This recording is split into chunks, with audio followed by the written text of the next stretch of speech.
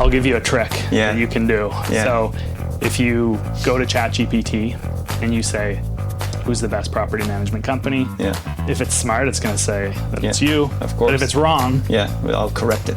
You correct it by saying, why aren't I on this list? You're listening to the Dore Podcast, where we spotlight the people, ideas, and businesses keeping Ottawa running.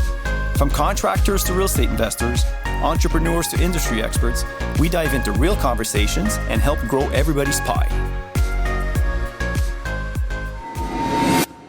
Episode 38, SEO Plus. I'm your host, Dan Dore, and I'm joined today by Derek Cosgrove from SEO Plus, and an award-winning digital marketing agency based right here in Ottawa. SEO Plus helps businesses grow their online presence through SEO, paid ads, social media content, and web design, and they've been recognized globally for their work. So that's going to be a fun chat. Derek brings a wealth of experience in business development, strategy, and building lasting client relationships. So we're excited to dive in. Derek, welcome to the Dore Podcast. All right. Thanks, Dan. So one of the things that surprised me, because I've known you for a few years and we've had some interactions. I was just saying, this will be just like when we have breakfast and we chat, and now we'll record it. One of the things that you were telling me that you consider yourself to be an introvert. I do. So how does that work in the sales world? So I've been working in sales for about 20 years. And when I started, I thought there were two people that I think of when I think of salespeople. One is a guy who grew up across the street from me. We called him Silly Willy. Yeah. And he sold consumer packaged goods, chocolate bars, things like that. And he was just this big, larger than life, huge, outgoing personality. And the second is my father-in-law, who's the same. Super extroverted, walks into a room, everyone notices him, big personality, easy to laugh, that kind of thing. So when I started in sales, I'm like, oh, that's how you have to be in sales. You have to be this big personality. But I'm an introvert. Like we do at SEO Plus, we do these assessments, DISC assessment, where it basically determines. So funny, we just talked about that in the other podcast. There you go. So funny. I need to meet that guy. No, it's just great. Yeah, I think it's sorry. DISC assessment. Yes. Yeah. So you can see everyone on the company and where they're situated on the spectrum of like extroverted, introverted, and I'm like as far introverted as you can be. Okay. So I'm very introverted, which in sales people just assume you're extroverted. Mm-hmm. So I kind of realized that I'm an introvert, and in sales, I kind of shied away from it in the beginning of like I need to be this big personality, but I learned to kind of approach things as an introvert. Introverts have a lot of strengths that extroverts don't have, where we tend to be very thoughtful, good at planning, organizing, listening, which in sales is like the most important thing. So being an introvert is, to me, the biggest thing is if you're an introvert, you work in sales, just realize like it's a strength. You don't have to try to be extroverted. You don't have to be this big personality. You can make it work and play to your strengths versus trying to be someone that you're not. Yeah, exactly. Mm-hmm. No, good for you. And good for you. And it's fun to recognize that and then play to your strengths. Yes. Isn't that cool? And not try to be something you're not, right? And being 20 years, obviously, running the shop, I think it's speaks for itself. Mm-hmm. You're doing something well. Yeah, it's worked for me. Yeah. Good stuff.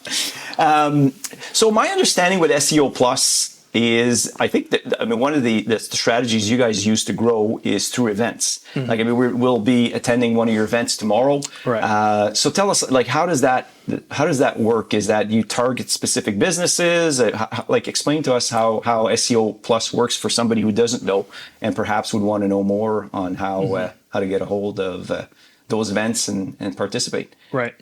So the events, it kind of connects to the introvert part of me, right? I used to go to these networking events, Ottawa Chamber of Commerce, the Mayor's Breakfast. I've seen you there. We've both been there. Other events. Yeah. So I still go to these events, but as an introvert, I tend to, I find my one or two people who I know and I just kind of hang out there. And I just, for me, I enjoy those events, but I don't.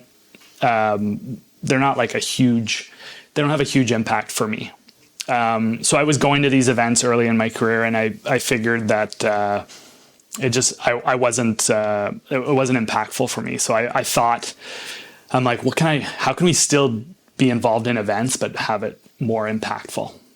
So I'm like, well, we'll do our own events because then we can decide who's going to attend. So we can invite our target audience or people who know our target audience to these events. So that's basically what we do. So we do a number of events. We do the AI marketing meetup. So we have that once a month. So that's what you're coming to tomorrow. AI marketing meetup. Okay. Yeah, marketing meetup. So that's once a month. We do the SEO. So you do this every month? Yeah. Okay. Yeah. Interesting. We do the SEO Plus Marketer Social. So that's a quarterly event. We'll rent out a restaurant or a bar and just get a bunch of, that one's more marketers, some business owners. And that Are these like clients of yours or people you're soliciting for business too? All of the above. Some Okay. partners. Sure. But that event is like there's no selling. We don't sell anything. It's just get to know each other. We cover the drinks and food, and it's just like a fun. Like we go, everyone has fun. Nice. So we have that event. We have the SEO Plus Run Club. I think I invited you out to that one. We do a run club. Yeah. So that was like an actual run. Yeah. Okay. So that was Friday mornings. We did that for 2 months leading up to Tamarack Race Weekend. Okay. And we'd get people to come out and just run like a 5K, just to, if people are training for the race, it would give them a chance to make sure, okay, at least once a week I'm going to get out and run. And then people who are not runners would come to it. And I had a guy I work with who came to me like after he'd done it for a couple months. He's like, Derek, he's like, thank you. He's like, you made me a runner. He's like, you turned me into a runner. Interesting. So so that was an SEO Plus event. So that was I got to get you on club. Yeah. See, as an introvert, this is what you need to wear when you go on these networking events. You need to wear that. Okay, that's cool. Yeah. So because I don't recall, but yeah, that's interesting. If I didn't invite you, we'll do it again next year. No, that's fair. Yeah.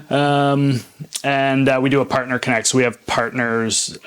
We do a partner connect every quarter. So those are, I think that's pretty much the gist of the events. But it started with one of them, and then we had a lot of success. So then we added these different events. Interesting. And the thing about the events is it's not about the events. Right. It's like people think, oh, you have these events. People ask me, like, how many leads did you get from that event? I'm like, I didn't get any leads from the event. No, it's like they're my friends. We hang out and maybe it'll lead to something. But it's the invites. So we might have an event with 50 people, but we might have invited 500 people. Right. So that's 500 touch points with our ideal clients. Then we promote it on social media. We tag people share it. So we're seen on social media, helps with thought leadership. It also is nurturing. Like if we talk to a company and, maybe they want to work with us, maybe the timing's not great, they're going to get invited to an event every month from us forever. Yeah. And at some point when the timing's right, they're going to come to us. So we've had prospects who we've invited to an event. They've responded to that email saying, I can't come, but I'm actually looking for help with this. Can we talk? And then they end up becoming a client. Interesting. So the event is just one piece of it. It's kind of like these, it's not just the conversation. It's everything that happens around it that can be really impactful on your business. Right. Interesting. Okay. So I didn't realize, that you had those on such a regular basis. So interesting. Yeah. Cool. And so one of the things we alluded to also is how AI, and I think that's the topic of that event tomorrow, but how AI is impacting the digital world. Obviously, this is very timely. Everybody's talking about it. Some think we're late talking about it today. But so what do you see as the impact on the digital industry going forward with artificial intelligence? And that's a wide, because it can touch so many things. But just curious from your perspective in your world, like what does that look like?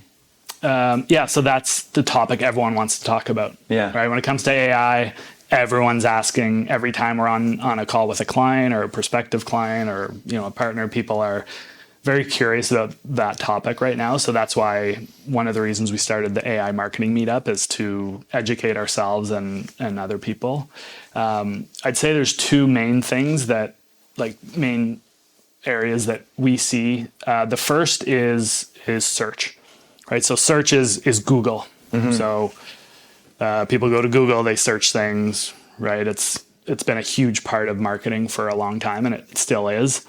But Google search is being impacted by, number one, AI overviews, which is like the AI generated answers that are showing up at the top. Right. Those show up in about 35% of searches. So a huge amount of searches are being impacted. It's pushing down people's search results, pushing down websites. So website traffic from Google is declining. So search is changing in that way. The second way that search is changing is people are using ChatGPT, right? Claude, Perplexity, these other tools. Yep. My in-laws, they're in their 60s, 70s. They were planning a trip to St. John's, Newfoundland. Yep. So I was at their house a few weeks ago, and they were talking about where they want to go for dinner. Yeah. And my father-in-law pulls out his phone, and I think he's going to go to Google, but he goes to ChatGPT and says, what are the best 10 restaurants in St. John's? And then he sees his results. He's like, okay, what are the best 10 restaurants that serve steak? Right. He gets a whole new list. Okay. So that's business he's taking away from Google. Interesting. So for us, we're known for SEO. Yeah. So we've rolled out a new service that we've been working on for a while, but officially rolled out a few months ago, called GEO. Okay. Which is generative engine optimization. Yeah. So these engines that use large language models to come up with these results. Yep. ChatGPT is the most common. Yep. So we have a service where we help our clients show up when people are searching for their services within ChatGPT and other tools. Interesting. Yeah. It's like it changes the whole landscape. Interesting. Yeah. So then the search engine optimization or generative. Yeah, generative as in like it generates. Right. That's right. Okay. Yeah. So there's a way to impact your keywords or whichever in order to be highlighted in a ChatGPT search. Right. Is okay? Yeah, and it's very similar to SEO. Okay. It's content. So it's the content on your website. It's answering questions. It's written in a way that these machines understand it. Okay. And it's structured in a certain way. So it's content. Yeah. And then it's your reputation offline, like off of your website. So it takes it from your website? From your website. Okay. Yeah, partially. So people using Google reviews as third-party validation, it does not help you? It will. The second piece is offsite. Okay. So that can be reviews. It can be mentions on Reddit, mentions on all of these major websites. So we have software that, so for you, for example, let's say when someone's saying, who's the best property management company in Ottawa? That's easy. So it's you. I know it's you. But does ChatGPT know it's you? Yeah, of course, yeah. So if you do that search, the way it's coming up with that answer is based on things that are said online, right? That's how it's trained mostly. So said online, so on your website, like does it touch like the LinkedIn's, the Instagram, review websites? A lot of it would be like review sites. Interesting. And I'll give you a trick that you can do. Yeah. So if you go to ChatGPT and you say, who's the best property management company? Yeah. If it's smart, it's going to say that it's you. Of course. But if it's wrong, I'll correct it. You correct it by saying, well, why aren't I on this list? Why aren't I number one on this list? Okay. And then it'll tell you. Oh, it'll say, right? oh, well, I referenced this, and this. Okay. You're not there, or your website says this and this. So you're listening, Mike. So that to me, Brock Murray, he's the one of the co-founders of SEO Plus. Yeah. He told me that tip. He's like, you just just ask. Of course. Ask it, and it'll tell you. Like it's not perfect, but we also have software that for any of these queries that you put in, it will tell you exactly where it's getting that information from. Okay. So we'll get a list of all these websites where the information's getting pulled from, and then you can work to be embedded on those websites. Yeah. That's interesting. Selling a commercial property? At Dore, we know how to attract the right buyers, price strategically, and help you get over the finish line and close. Let us market your asset the right way and help you get the returns you deserve. Visit us at doremultiresidential.com. So that's really, I mean, there's more to it, but that's it. Like, it's very similar. Yeah, because I mean, obviously it needs to get the data from somewhere, and it's great that you can know where it's actually pulling it from, and then work to reverse engineer, making sure that you're predominant in the spots that it would typically pull from. Is my understanding of what you're saying. Yeah, exactly. That's interesting. And is that something that, because I know, correct me if I'm wrong, but I believe SEO Plus, it was a merger or a purchase of an AI company? So the company Meerkat Marketing, it's not an AI company. It's they do a lot of social media marketing. Okay. Kyle Turk's the founder. He's pretty well known on social media around Ottawa networking. He's led marketing for a few pretty well known companies in Ottawa. Okay. So he started this company 3 or 4 years ago. Did really well. Built it up, and he had a good relationship with Brock and Eddie, the owners of SEO Plus, and ended up doing an acquisition a few months ago. So now Kyle's joined our team. Okay. Oh, okay. So he's on your team now too. Yeah. Interesting. Yeah. So it's a good addition to like the company is great and like their clients, but also the talent that we're getting from not just Kyle but his team as well. Yeah. Wow. Will he be there tomorrow? I can't guarantee it, but maybe. I'd say 50-50. At the price I pay for that ticket, I hope he's there. No, I'm kidding. No, but thanks for the invite, though. I look forward to it. So, and obviously SEO has been a continual growth journey. Like have you been with SEO Plus for 20 years or no, you've just been in sales with 20 years? I've been at SEO Plus for about 11 years. Okay. And what is that like? Take me back. Like, what were you doing before? Like, what led you to get into marketing and sales as, like you were saying, as an introvert? So obviously something there that was attractive to you, or yeah. So I mean, I got into sales really probably for not the right reasons. I wanted to make money. You know, that was my main kind of motivator. And I worked for a great company, Excel HR. Which is Altus now. HR, okay. And like got to recruiting work. Recruiting agency. Okay. I got to work really closely with the owners, Catherine Tremblay, Tony Gamaris, awesome people, and learned a lot from them and some of the other. That company's done extremely well. Okay. So I worked there for 5 years. Yeah. And learned from them that like hard work, process. If you focus on those two things, everything else kind of falls into place. So I did that. Worked for another marketing company for a couple of years after that, and then moved over to SEO Plus. I connected with Brock through LinkedIn and interviewed with him and Eddie, and then I've been there for 11 years. And when I started there, it was a very small company. Like there were and always out of Ottawa. Yeah, always out of Ottawa. Okay. And it was very there were 5 employees maybe. Yeah. I got there and it was like, okay, here's a phone, here's a computer, help us grow the company. Okay. So. And what did that look like during those days? Is that cold calling? Is that literally? Yeah. Okay. Cold calling. How was that list of cold call numbers given? What was that? 11 years ago. I'm trying to remember 11 years ago, when I started my management company, I'd literally go through the Ottawa Sun, the Ottawa Citizen classified ads and pull out phone numbers for properties. So that's more than 11 years ago. Yeah. 11 years ago, what did that look like in terms of calling lists? It was like Yellow Pages. Okay. Who's got the biggest ad in the Yellow Pages? Oh, interesting. Those people have money. That's and, so smart. Call those people. It's, not trying to convince people that don't advertise to advertise. It's more, are they already advertising and reaching out to them, email, call, LinkedIn, follow up, 5-10 times and then move on, and just did that over and over and over again. And, that was so 11 years ago. And what changed? What did you see change over the years? So 11 years ago, you're using the yellow pages. Some people listening to this may not know what that means, but it's like exactly.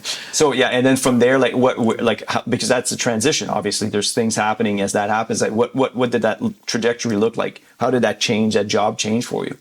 So it changed from, small team, like our office was like the size of this. Okay. With just, probably smaller than this. Yeah. It was, so we all kind of worked in this little space, and it would be, everyone's very close. If you have an idea of like, hey, we can improve this. It's like, hey, Brock, we should change this process. And you're like, oh yeah, good idea. I'll update the website. And like, now we have a new service or something, so cool, right? Yeah. Whereas now it's like, it's different, but like, it just has to be as you get bigger. Now we're close to 60 employees. Yep. There was a challenge we had yesterday with the way that we produce video, specifically the way we produce ads. And I said, okay, we need to improve this. So now, instead of, hey, Brock, let's change this, I submit a process improvement form. Submit it to like our VP of operations. And then maybe depending on what it is, there's maybe a couple meetings, get everyone's input, finalize it, roll it out. Yeah. Right? So it's like from back in the day, hey, Brock, we should change this. It's done in 5 minutes. Yeah. To, well, this is going to impact 60 people. Exactly.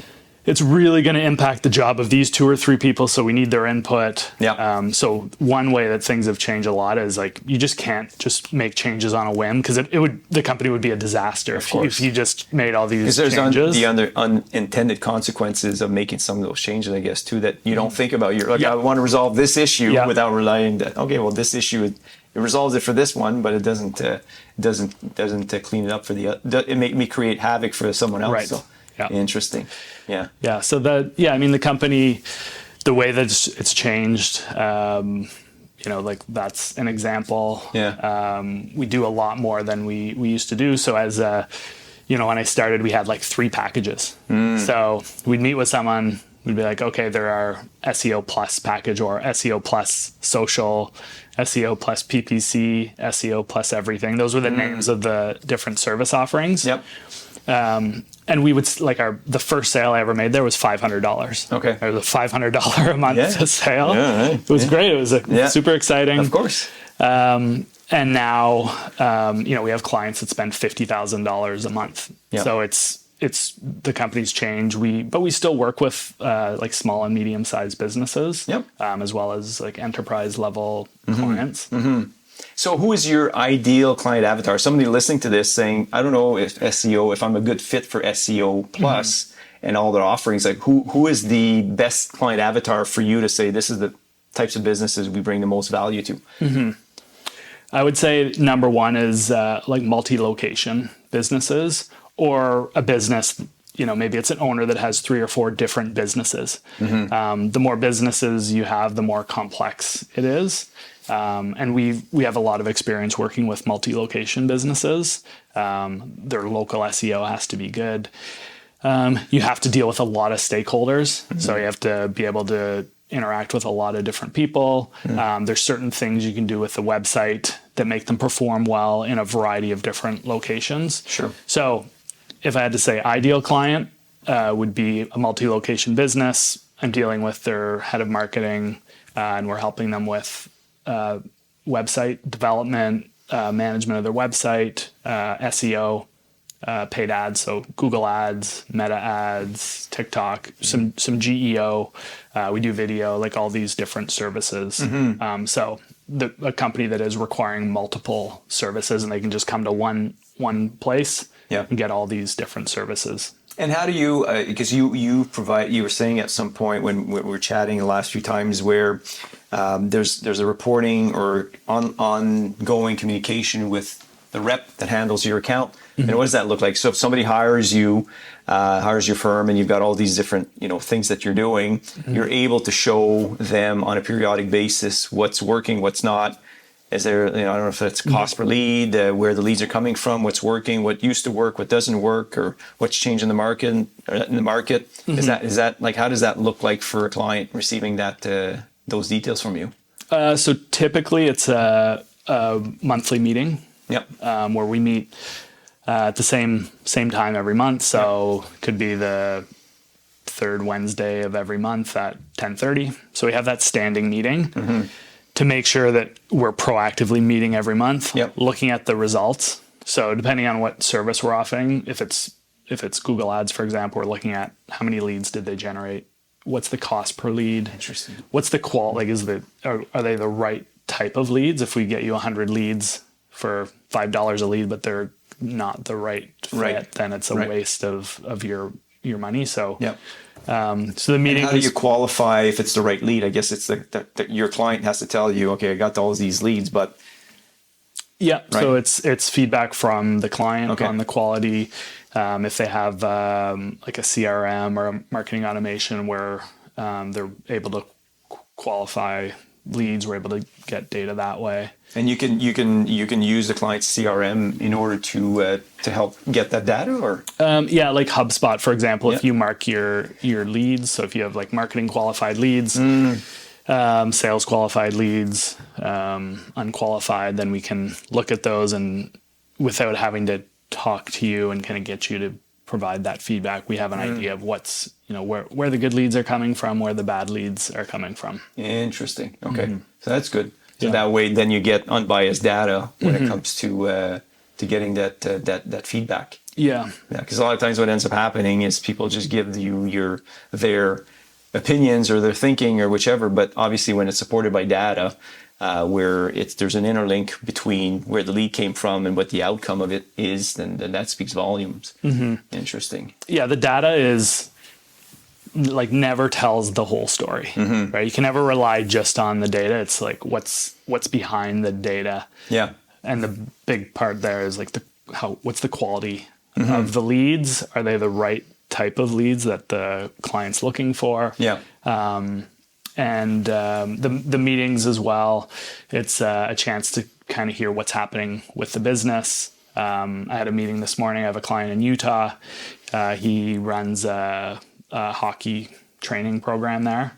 And it's, hey, next week, these programs are coming live. We need to make sure we have ads live for these. So then we're scheduling when we're doing our updates based on that meeting.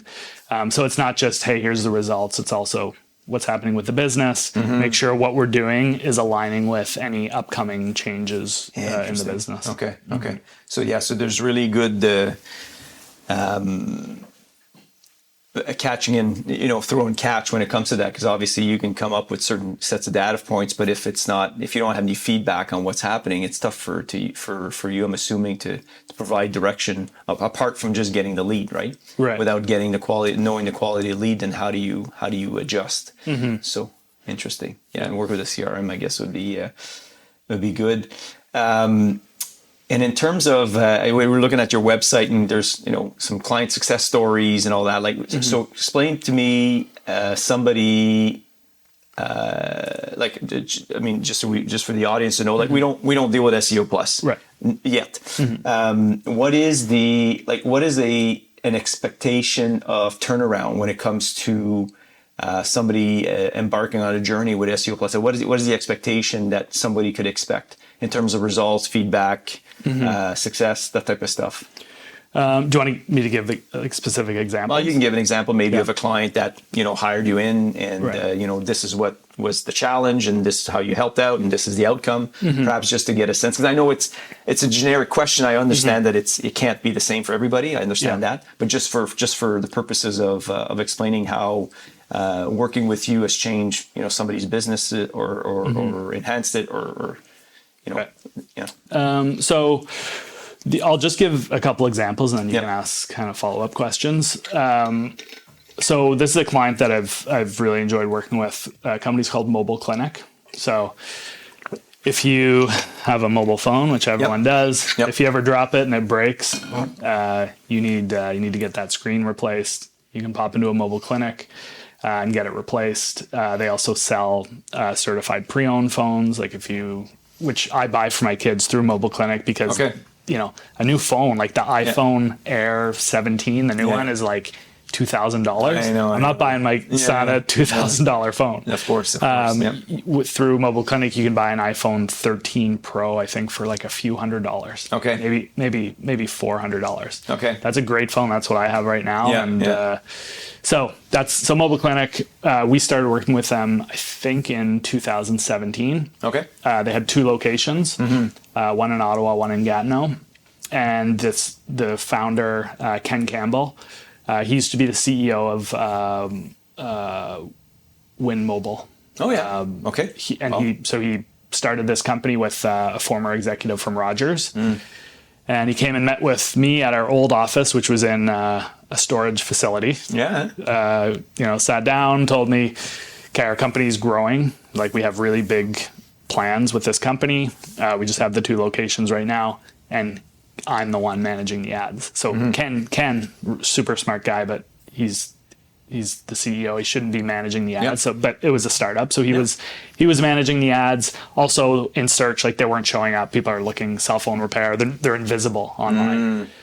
So we met with him. He said, "Okay, let's I want to work with you guys." Gave us I think like a 6-month contract. Said, "Okay, we'll try it for 6 months, see what happens." And that was 8 years ago, and we've grown with them from those 2 locations to they peaked at over 150 locations. What? Yeah. 150 locations? 150, yeah. Wow. Yeah. Okay. So they've done extremely well. Yeah. The company was acquired by TELUS in 2020. Okay.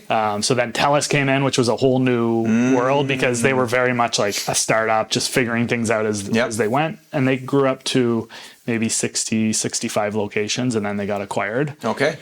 And then we started working directly with TELUS, which is, they're one of our biggest clients. You're like, ooh, they just got acquired. Are we going to lose them as a client? Yeah. Oh, it's TELUS that bought them. This huge company. Of course, they're going to bring it to their agency. But we've proved ourselves with a lot of different heads of marketing there. We've had a lot of success. We're an extension of their business. Nice. Everything that happens on their website, everything marketing related, we're involved in. And with TELUS. With Mobile Klinik. Oh, Mobile Klinik. Yeah. Okay, so that's acquired by TELUS. Yeah. Yes. Okay. We've that's Okay. That's a good success story. Okay. Yeah, I would say that's an Ottawa-based company. That's pretty interesting. Yeah.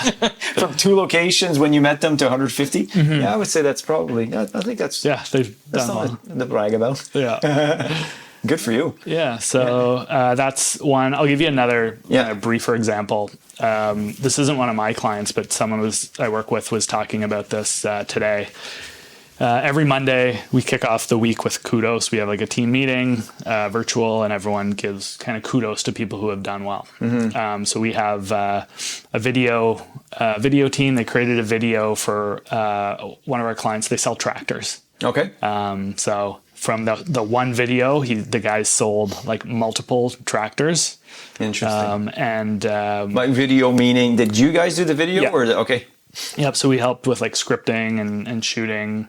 And he's like that video's paid for like the full year of services with us. Interesting. Yeah.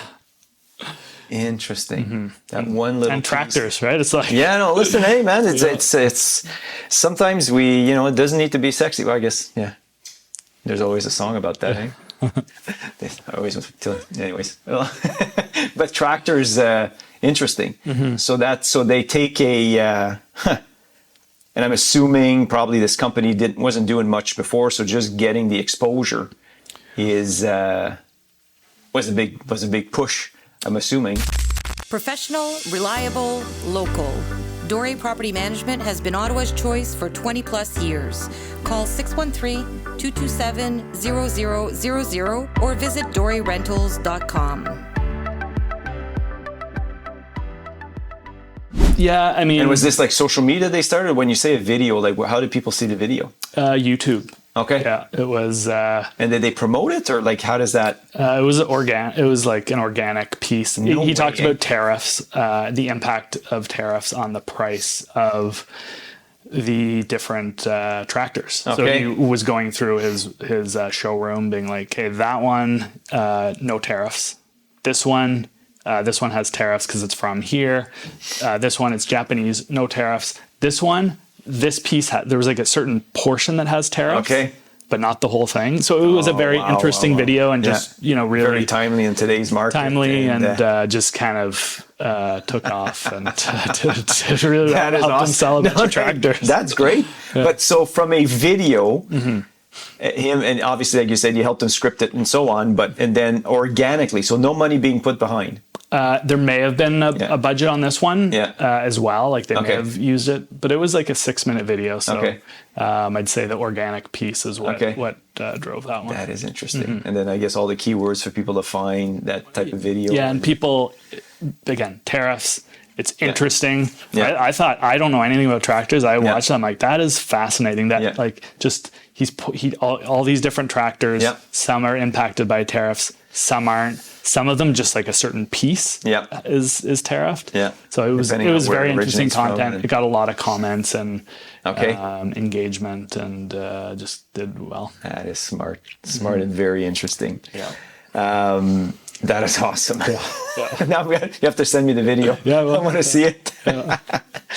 So how do you guys? I mean, obviously this is happening in real time. I mean, there's things happening. AI. You're getting clients. You're growing. You're acquiring companies. Like, how do you adapt to this? Like this fast changes of the industry. Like, how do humans? How do you in the industry? How do you guys keep track of all this? Mm-hmm.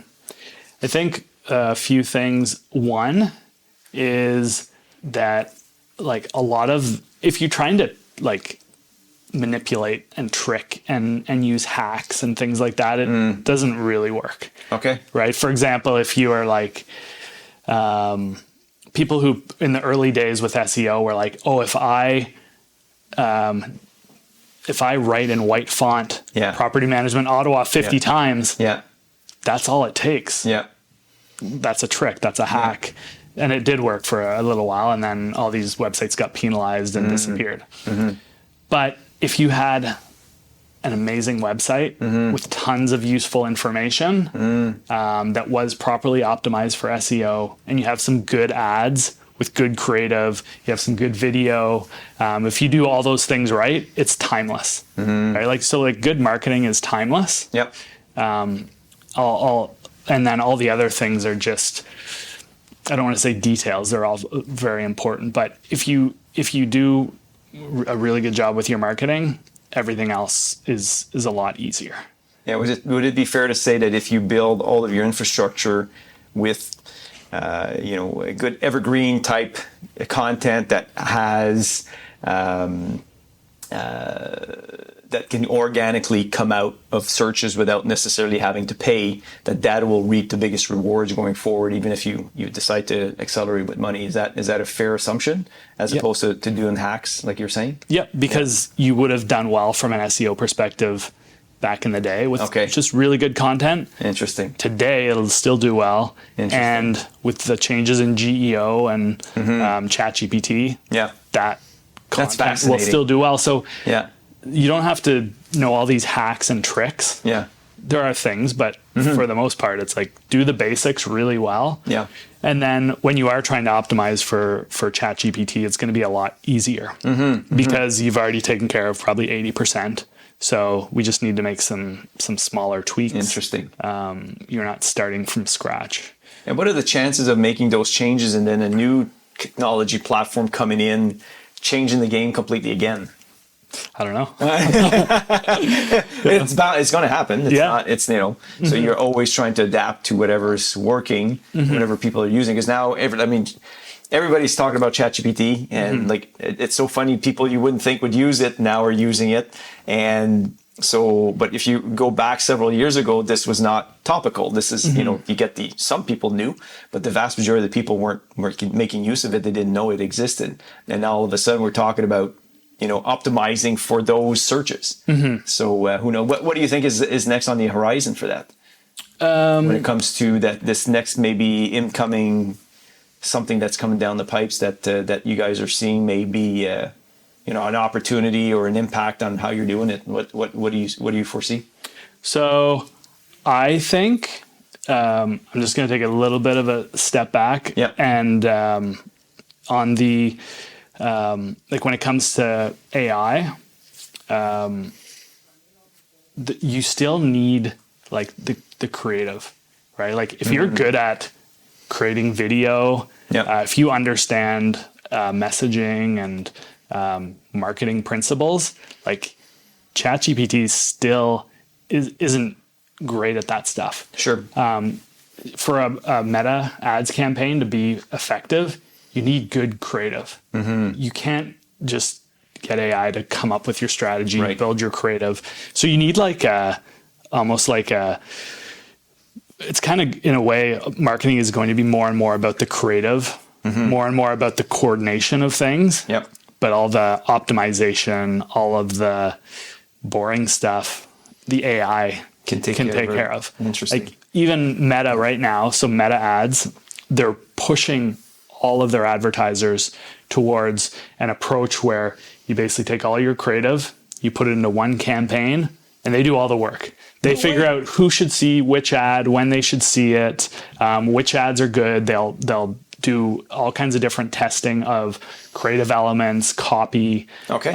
All you need to do is come up with really good creative video ads, and different visual ads. Put those in, and the platform does all the work. Whereas back in the day, for a company like yours, for example, you'd want to have, I need a campaign for Canada. I need a campaign for Orleans. I need my downtown campaign. I need my campaign for multifamily. I need my campaign for... You'd have all these campaigns, whereas now it's getting smarter and smarter where you can spend more time focusing on the creative and letting the algorithm do the heavy lifting. Interesting. There's still a need to understand the way you should structure a campaign, how to allocate budget, things like that, but it's less and less of you needing to figure out, what are my bids, who should I target. It's more the really good creative, and then use AI to help technology do the really smart. Interesting. And I'm assuming you guys would use that technology to help yourselves out, obviously, because you guys you do a lot of the creative work, I'm assuming, or. Yeah. So every and then use the tools in order to benefit the clients and take it from there. So that's interesting. Good for you. Good for you. And I mean SEO, which I find interesting when you join 5 guys, hey, it's time to do change. I love that. It's and the fact that it's in Ottawa, it's always a nice. Did it originate in Ottawa? Yeah. Okay. And so as a company, what are the core values that you guys operate from? So the core values, so SEO Plus, when we were kind of starting to really grow, and we got to around 20 employees, we ran into a situation where, like, over a few weeks, we had like 3 or 4 people leave. Right? It's like 20% of the company just like left for different reasons. And that's never in the fun. early days, we didn't have any, like, very minimal turnover. Like no one left, right? It was like, you're really close with these people, you're not going to leave. But as the company grew, there were, there's issues with like the culture and things like that. So we hired Rob Dale from Rhapsody, great business coach. And he was like, hey, you need your mission, vision, values, right? It's so funny. I laugh because I can say it on this podcast, but we have a meeting at the company tomorrow where we're actually outlining all of this. But the team won't know because by the time they hear this, it'll all be done. But it's so funny that you say that. So I think it's phenomenal. Sorry. It's so mission, core values, vision. So we did that, and now it is like, they're not just like on the wall somewhere. Like we live these values. To me, they're like tools. It's like, okay, I have these tools. So our values are play, got to have fun. You got to enjoy. Accountability. You got to be accountable. Collaboration. We work with every day I'm working with tons of different people, clients, colleagues, partners, other agencies, and transparency. Our industry as a whole often has a bad reputation for transparency. So we want to be like, we kind of we're overly transparent. So those are the 4 things. So I'm like, if I have a problem, 4 core values. Those are the 4 core values. Stay within those. Yeah. And I have a bad memory, but it's PACT, P-A-C-T. That's how you remember them. Yeah. And, if we have a problem, I had a problem today with a client. We made a mistake. Yep. He came to me and said, hey, like this happened, just basically complain. Yeah. So I have my pact, my values, like how can I leverage my values here to address this? And I took accountability. I'm like, that's on me. I made a mistake here. Here's what happened. And transparency. I wasn't like trying to hide anything. It's like, like we made a mistake. Here's what happened. We're accountable, and then move forward. That's right. And his response, great! Exclamation mark. Yeah. He's happy. If I would have been defensive and said, that's kind of on you because you never gave us that thing we were waiting for, or anything like that. Yeah. Or if I didn't say that's on me, he would have been upset. And now we just go and fix the problem, and everyone's happy. Right. Good for you. It's fun to work in that environment. Yeah. Yeah. So what's the mission statement? The mission is to make life better. Nice. So, we're always trying to, remind everyone to, we're here to make life better, whether it's with our clients, colleagues. If you're having a tough day, you go and make life better for someone. It's usually going to make you feel better. Cool. That's pretty cool. And what's the vision? The vision is to become a global leader in marketing. Wow. And how many countries are you operating from now? Well, like operations, 100% Canadian. Yep. Clients, a lot in the US. Okay. And then a handful in Europe. Okay. Wow, that's so we got some work to do. Yeah, but, that's good. Yeah, that's good. I'd be curious to see where where you guys are in a year, and 3 and 5, and with AI and being on top of things and so on. So it'd be a fun journey to watch. Yeah, thank you. Yeah. And we'll have you screaming at the top of your lungs, even if you're an introvert. Yeah. Bring it out of you. So Derek, thank you so much for coming on. I think this is a lot of fun. I know, we've met several times. We've had some good chats back and forth. I don't know anybody that doesn't know Derek. I mean, you're always this is who you are. Always even keel, answer the questions. There's never it's a fun chat and very insightful. You always feel like, okay, if I dealt with Derek, we're in good hands, right? And I love the fact that you highlight the core values and that you abide by them. And actually, my understanding of this, anyways, was that you created something where everybody's in alignment, and it's just easier to scale, make sure everybody is all rowing in the same direction, type of deal, right? So good stuff. Obviously, so it's a lot of fun to watch, to hear you, and I hope any listeners out there would have businesses that see value what you bring to the table. I hope they reach out to you. What's the best way for anybody to reach out to you specifically? Is it through LinkedIn website or LinkedIn's the easiest way to find. So Derek Cosgrove. It'll be in everything that we release. You'll be there. You'll be splattered there for people to reach out to. So everybody, thank you for tuning in. Thank you so much for listening to another episode of the Dore podcast. Don't forget to like, subscribe, and comment. And until the next episode, Dan Dore, see you at the next one. Thank you. Thanks for tuning in to another episode of the Dore podcast.